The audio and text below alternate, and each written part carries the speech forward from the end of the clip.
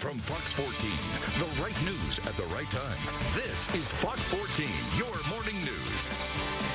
Hours after Alabama's governor signed off on a controversial abortion bill, will more states follow suit? And upgrades to the Civic Center are coming. Find out how much it costs. Plus, one of the world's unique landmarks is here in Northeast Louisiana. That report just minutes away. Good morning. It is now 7:31 on a Thursday. How's everyone feeling? So far, so good. How you doing? I don't say that. Weird obsession with Wendy Williams this morning. Not sure how I feel about it. That's my crush. That's my hash. Today's Wednesday, right? Today's Thursday, so my yesterday, friend. she was my hashtag Woman Crush Wednesday. Okay. Wendy Williams. Well, she's single now. Huh? Single? Yeah. Is she single? Well, I mean, it was kind of a tragic divorce, so maybe not. Oh. You don't keep up with the headlines of your Women Crush Wednesday? No. Just Instagram. Okay. Yeah. Well, she's doing better. Good. She's doing better. Good. Great news there. Thank you, Randy. Got nice weather for you. Sunny skies outside today. It's going to be a beautiful, beautiful day. Looking at some toasty temperatures climbing up into the upper 80s. No rain chance for today and tomorrow, so if you've liked this week, you'll like today and tomorrow. But this Saturday, storms return. Could see some become severe. I got all your forecast details here in a bit. That's your forecast first. The fate of abortions across the country under fire. This as additional states propose heartbeat bills and others aim for a near total ban. Fox News correspondent Ray Bogan has more on how these discussions could affect reproductive rights. Alabama's governor signed the nation's strictest abortion law Wednesday. It nearly bans all abortions unless the mother's life is in danger. Now, lawmakers from other states are on a similar path. We want to protect babies. We want to make abortion not just illegal, but unthinkable. Missouri is set to take up a heartbeat bill banning abortions after roughly 8 weeks.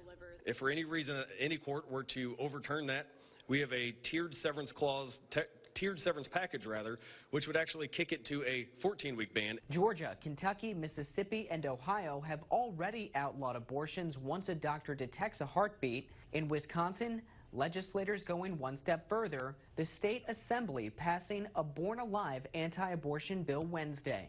When a baby survives an abortion, takes that first breath of life, that doctors are required to do everything that they can do to ensure that baby survives. Legal analysts say these state laws will face opposition throughout the federal court system. Usually, when there's a major change in constitutional interpretation, it's the Supreme Court that makes the change. So lower courts themselves feel bound by the existing Supreme Court decisions. There are several cases already on the court's calendar for consideration. Experts cite the conservative tilt of the Supreme Court as a reason why states are trying to pass bills that could challenge Roe versus Wade. In Washington, Ray Bogan, Fox News. Just over a month ago, 13-year-old Sebastian Martinez drowned in a drainage canal following severe weather. Now family and friends are using that tragedy to give back to the community. When he died, a bunch of the homeless people started coming out where he had been feeding them and giving to them that where nobody knew. Sebastian's aunt is feeding the streets of Bockenville from her kitchen.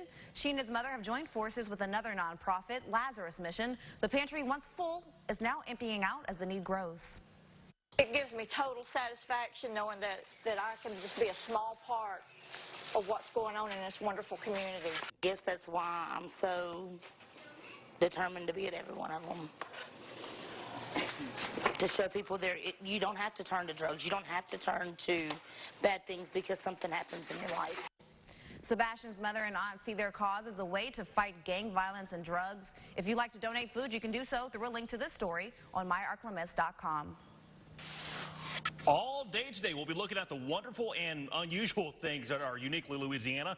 In this news hour, we're getting a look at a national historic landmark right here in our backyard. It's a site that dates back to the Stonehenge and features nearly 2 million cubic yards of soil that was shaped into stunning landscapes. Fox 14's Michelle Martin takes us to Poverty Point.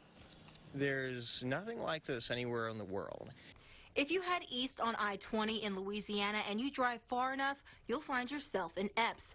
That's where you'll find Poverty Point, a World Heritage Site that's 3,400 years in the making. The Native Americans associated with this Poverty Point culture chose to build this massive mound complex here in Northeast Louisiana.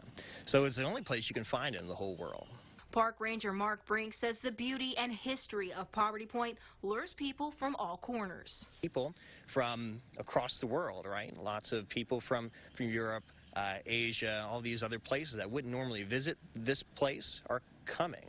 Like Hans Van Beek and his wife, two Baton Rouge residents originally from the Netherlands. I think the age of the site and the magnitude of the site are not just unique for Louisiana, but unique for the whole United States, for that matter. Hans and his wife have their eyes set on the birds, but they say one of their favorite things about the state is its slow southern pace. I think the pace of living and the culture of Louisiana in terms of easygoing and not the pace that you find in the northern part of the United States. And a calm, serene atmosphere is exactly what you'll find at Poverty Point. We know very little about these people, but they did something that was really incredible. So, yeah, I think that's something good.